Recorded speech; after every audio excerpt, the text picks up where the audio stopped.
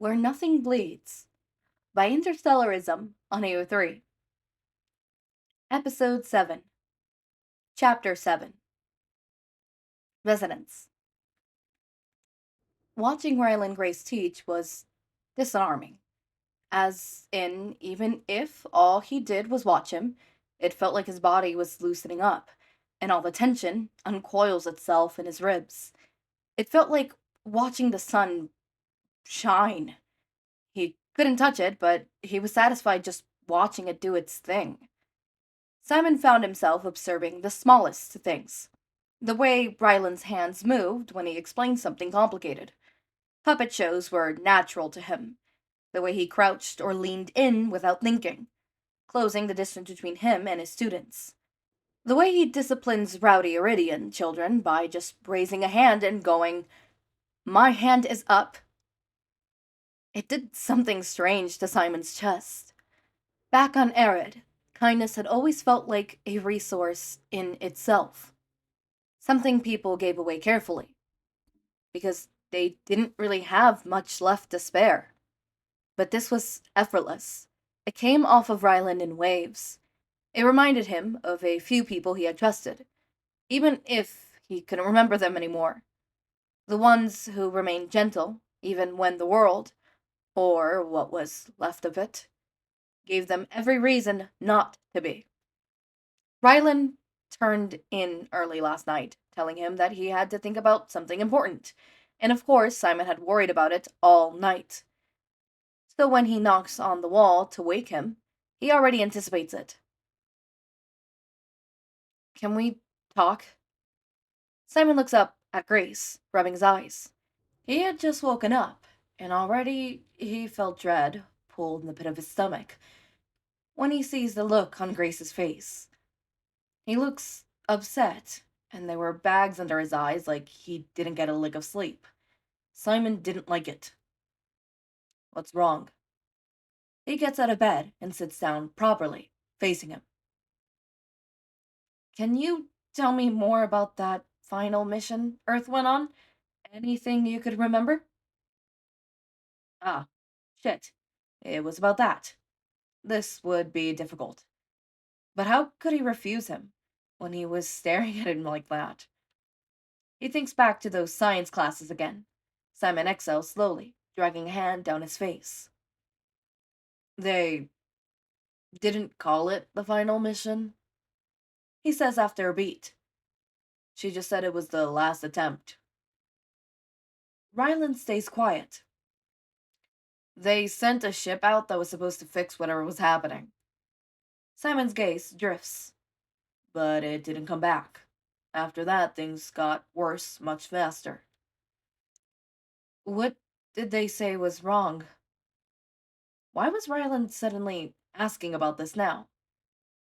He's always been firm about his stance that everything about the SM-13 was impossible, and that if it happened, none of this would be real. Simon shakes his head. "Not much, just that the stars were going out, and that whatever was causing it, it wasn't behaving like they expected anymore." "Wait," Ryland murmurs, more to himself now. "Not behaving how?" "They stopped explaining it." Simon cuts in. "And they told us it was beyond what we needed to know. Just that it was spreading faster than they predicted." Okay, hold on." He murmurs, hands moving and drawing patterns in thin air. There it was again, that little habit. Despite the tense conversation, seeing it relieves Simon a bit. Astrophage feeds on energy. That is entire biology. It absorbs, stores, then reproduces. It spreads through systems by following energy grains from star to star and planet to planet. That's how it spreads. Ryland glances at Simon. "And we already know it can adapt. It survived things like vacuum and radiation. There's also extreme heat, extreme cold. It could respond to environment pressure too. It's basically capable of surviving anything." Simon watches him, silent. "So what happens if you give something like that enough time? I mean, centuries of time. What year did you come from?" At least he knew that. 2370. Grace pinches the bridge of his nose. That's 347 years. Grace murmurs. Project Hail Mary was launched in 2023 to find a solution to the astrophage problem. But if it had failed, if no one ever found a way to stop it, then that was over 3 centuries of unchecked growth. His voice lowers. And if that happens, and the most energy efficient organism in the known universe is given that much time to optimize itself, it stops just feeding. He explains. Organisms like that move on to prioritize what they need. It's basic evolution. It'll start maximizing how to be more efficient in the ways we might not even understand. Grace stands up now, rambling. Neutral networks form out simple systems all the time. You stack enough interactions, enough feedback loops, and eventually you get what? Simon helplessly stares. You get inert behavior. Grace patiently continues for him, pointing. Things like pattern recognition, decision making, and eventually intelligence. Astrophage developed intelligence after years of growth. And it wouldn't be intelligence like ours because astrophage has been here for way longer than us. We only discovered it here recently. It was undetected for years. Something like that could evolve into something capable of such expansion, though that it could make the impossible possible. It can decide which to kill, which to spare, what to consume first, how to spread. It could develop consciousness. Another piercing headache cuts through Simon's head, and he blurts the sentence out when it forms. I remember. Gray stops. Simon's gaze is distant now, like he was somewhere else entirely. It eventually got into the submarine. And eventually it started growing on the walls, and it was alive. I knew it was, because I felt it in my body. His fingers twitched slightly, and when I made contact with it, it showed me a red sky. Grace feels his breath hitch. IR light. Astrophage propels itself through space using Petrova wavelengths. IR light. The Hail Mary has something called a petroboscope, and if you look through it, a massive concentration of astrophage could come off as red. A microorganism that feeds on energy. A system wide collapse. If astrophage had gone unchecked for 300 years, then it was possible. The impossible became possible. His voice drops to a whisper. That creature wasn't a separate organism, was it? Grace exhales. Jesus. Simon breathes.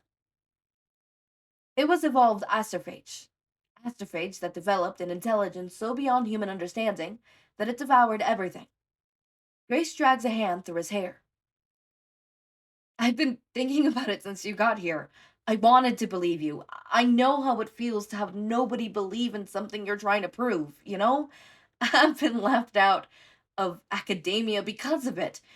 But at first, it just didn't make any sense. Stars are huge, and their mass takes up so much space that if they all vanished at the same time, it would destroy everything. But it didn't make the stars vanish at all. Ryland shakes his head. It ate them, drained them so completely that they went dark all at once. Simon's face is stone cold. He recalls a voice speaking in the back of his mind, one of the people back on Erid. Those stars are all dead. Mere ghost lights growing dimmer by the day. Then why am I here? I don't know. Gray shakes his head. The last thing Simon remembers was the taste, smell, and sound of blood overpowering all his senses. He remembers his arm being torn off.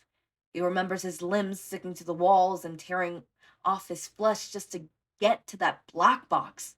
He remembers tying it up in a life vest to make sure it didn't drown with him. And then everything went dark. Then he woke up with Armando wagging its robot hand in his face. Grace speaks again. What was your last thought before you went out? That I wanted to live. Simon answers, even as I made peace with my death. I wanted to live. I just want to live. What's so wrong about that? Everything alive produces patterns that show up as electric activity. Things like chemical ingredients and heat, for example. Your brain alone is an insane complex electromagnetic system. Simon points, almost empathically, and you were in the middle of it, completely surrounded by evolved astrophage, which is something that detects, consumes, and responds to energy better than anything we've ever seen. And if you didn't want to die, I think it noticed that. You weren't supposed to survive what you went through. By every measurable standard, you were already dead. He stopped pacing, and yet you weren't. So it tried to resolve that. Ryland gestures outwards. If it had any form of predictive modeling, or really any ability to simulate outcomes, then it might attempt to test that anomaly by placing you somewhere else. Now that I think about it, it's obvious. If it can manipulate energy on a cellular scale, then space time isn't off the table. I don't think it time traveled you in the way science fiction usually does, just that it might have repositioned you, like string theory. Ryland notices the confusion on Simon's face, and he clarifies. Infinite universes. Different universes where the same situation happened, but one with difference between all of them. Like a timeline. Ryland says slowly, where the astrophage problem was solved, where the Hail Mary was successful. Are you telling me that me wanting to live is what brought me here? And that thing spared me? I think your will to live was stronger than its will to kill you. I think you saved yourself. A few hours later, Simon finds himself sat in front of the beach again. They didn't really have lots of options here. There was one scenery, and he intended to make the most of it. If Ryland's theories were true, then that meant everything else that happened was real. The quiet rapture was real. The C.O.I. was real. It all existed. He just didn't live in that reality anymore because the creature chewed him up and spat him out because he tasted like crap. He tasted like the indomitable human spirit or some bullshit like that. But it's what landed him here, on Erid, with Grace, with Rocky, with all of these things. It felt good to have answers. They weren't entirely sure if it was true, but something was better than nothing. He hears rocks crunching behind him. He expects Ryland, so he turns with a smile. Hello, Simon friend. Oh, fuck. Jolting back a bit, Christ. He wasn't used to seeing the guy so up close. He was used to looking down at him, considering he was about the size of a cat. He notices the little voice box beside the suit. Ryland didn't need a translator himself, but Simon did. He must have asked Rocky to wear it for him. Word not recognize. He didn't know what the word fuck meant? Did Ryland ever swear around this guy? He's not going to ruin that. It's not an important word, don't worry. Why out here? Question. House warm. I needed to think. Of? Uh, everything. Did Ryland tell you? Ah, about come from different universe. Yes, I'm aware. Yeah. Is difficult for you to process? Is difficult for you to process? Question? A bit. It's okay. You have much time. Thanks. You like Grace? Question? Blinking. What? Human have bad hearing. Grace asked the same. I said, you like Grace? Question. Do I like Ryland? Yeah, he's really cool and smart and kind. Grace mate candidate? Simon is rendered speechless. What could he even say? The little guy wasn't wrong at all. I'm attracted to him. Yeah, he's given me everything, but I don't know if I can go that far. Why not? Question. Simon has a million reasons ready in his head. He's too good for me. His soul is too pure to be marred with mine. I don't deserve him. He can do better than me. You only other human. I know, but I don't think I could make him happy. When was the last time he did that? Is he even capable of it? He can't remember. But he wants. He told me. His eyes widen. He told you. I, don't think you should have told me that. Why not? Speed up mating. Do you need some courage too? Question? To talk to him? Probably. It takes me courage to do anything. You and Grace same. Need courage to talk. Compatible. Make happy. It's not different from Eridian mating. Pick someone same to you. Love forever. Simple. Simple. He can't believe the best advice he's ever received is from a rock with legs.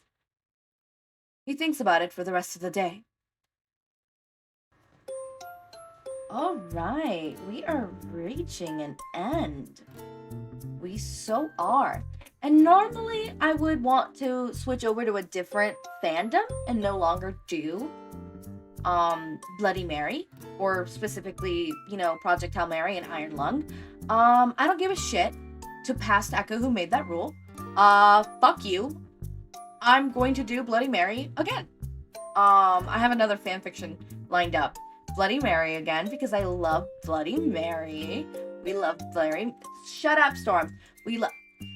Sorry, he's been nagging at me to get out, and I was gonna let him out, but then he dropped something, and now I'm not gonna let him out, because I don't want to teach him that no. Look at me, you don't jump on my desk to throw my stuff up. No, you don't jump on my desk to throw my stuff on the floor. We don't do that. Okay? So I'm gonna let you go and you're gonna go on the floor. Or you could stay on my lap. I don't care. We could cuddle, we could hug, but you're not gonna step on my stuff. No.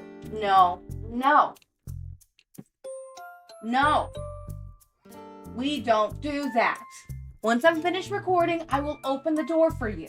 You're the one that kept meowing at me to let you back inside the room. I let you inside the room, and now you're meowing at me that you want to get out.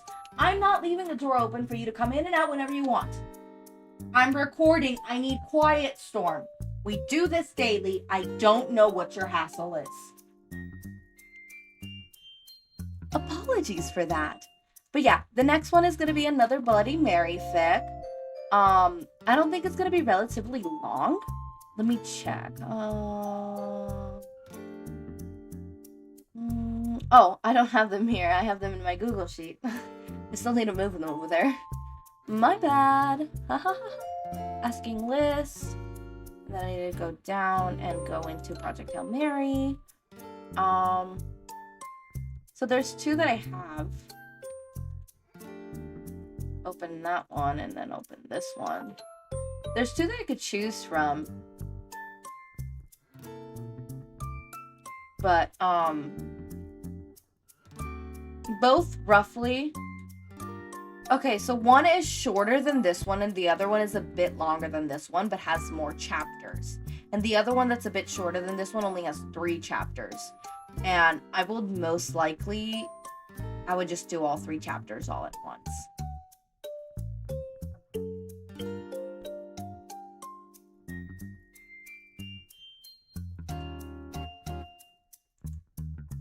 Yeah. I might do the 3 chapter. The 3 chapter one is like, shit. Each one's like, okay, that one's 37. Fuck. How long is this one? Like an hour. Holy shit, I'm gonna have to divide that between 2. Okay, it wouldn't be 3 episodes. It would be, because 2 of them are like super, super fucking long. So it wouldn't be 3 episodes. But it would be like, the first episode would be very long. So I might actually do the longer one and then the shorter one. And then I'm definitely going to start trying to see if I can ask for more Bloody Mary fanfictions. Actually, if you guys have any recommendations on Bloody Mary fanfictions that you want to see podfic, go ahead and send me a message here in YouTube in the comments down below. And I will ask for permission for that. And then I will, go ahead and podfic it once I get permission. Anyways, as always, my raindrops, make sure to eat, sleep, drink water, take your meds. Have a wonderful day or night. Link to my Discord server and socials are down in the description. Subscribe to see more of my content, and thank you so much for watching.